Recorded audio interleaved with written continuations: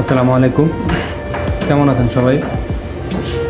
আমি এখানে প্রায় 20 থেকে 25 কেজি মালটা কেটে প্রতিদিন রস বের করে সেটা প্যাকেটিং করতে হয়। এখানে দেখুন আমি প্রায় 20 কেজি মতো এই মালটা কেটে সেটার রস বের করে তারপর সেটা প্যাকেটিংয়ে হয়। প্যাকেটিং হয়ে সৌদি রিয়াল প্রায় 15 থেকে 16 রিয়াল, যেটা বাংলাদেশি প্রায় 350-400 টাকা।